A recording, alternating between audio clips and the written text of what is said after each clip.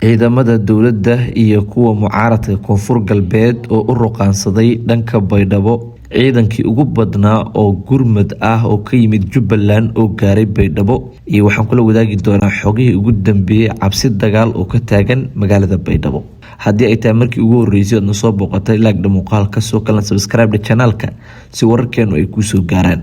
dowladda federaalka oo hogaamiyay madaxweyne xasan sheekh maxamuud ayaa go'aan ku gaartay in ay dagaal ku qaado magaalada Baydhabo, waxaana haatan ciidankii ugu dambeeyay oo laga qaaday Beledoogle la geeyay degmada Burhakaba, halkaas oo iyaguna ay kusii sugnaayeen ciidamo maalmihii ugu dambeeyay dowladda federaalka ay ku daabushay degmadaasi Burhakaba ee gobolka Bay.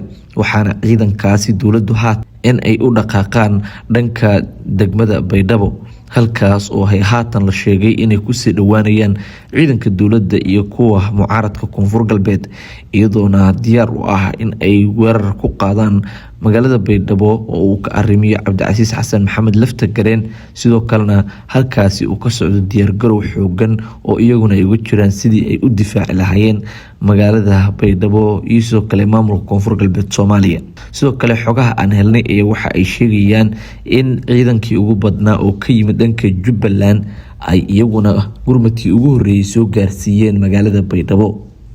gurmadkan ayaa hadda gaaray magaalada Baydhabo, waana ciidamadii ugu badnaa oo ka socda dhanka Jubbaland waxayna soo gaareen magaalada Baydhabo. ciidankan ayaa u abaabulan hab qabiil, waxaana gadaal ka riixaya madaxweynaha dowlad goboleedka Jubbaland Axmed Maxamed Islaam Axmed Madoobe, iyagoona ciidankan markii hore ay kasoo ruqaansadeen gobolka Gado isla markaana haatan la geeyay magaalada Baydhabo. ciidanka ayaa loogu talagalay in ay difaacaan magaalada Baydhabo, sidoo kalena ay qeyb ka noqdaan ciidamada markaasi difaacaya maamulka koonfur galbeed. wararka hoose ayaa sidoo kale xaqiijinayaan in ciidamadan aadka u faraha badan ee soo gaaray magaalada Baydhabo in ay soo galbisay dowladda Itoobiya, sidoo kalena ay soo dhexmareen dhul hawd ah oo ay ku sugnaayeen xubno ka tirsan kooxda Al-Shabaab. maamulka koonfur galbeed ayaan weli cadaynin gurmadka soo gaaray ee Jubbaland ka yimid in ay soo mareen dhulka Al-Shabaab. hase ahaatee waxaa la sheegay in kasoo kicitimeen gobolka Gado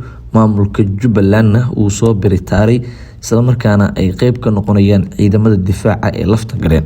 koonfur galbeed ayaa saacadaha soo socda waxa ay si dhab ah u shaacin doontaa in gurmadkan uu yahay mid si dhab ah ay markaasi u soo gaaray, waxaana ay ka hadli doonaan sida markaasi ciidamadan ay ugu taageertay maamulka Jubbaland. ciidamadan ayaa dhabarjab xoogan waxa ay ku noqonayaan dowladda federaalka ah oo abaabul xoogan oo dagaal ka wada gobolka Bay qeybo ka mid ah, gaar ahaan degmada Burhakaba, kuwaas oo ciidamadii ugu dambeeyay iyaduna ay kusoo daabulayso.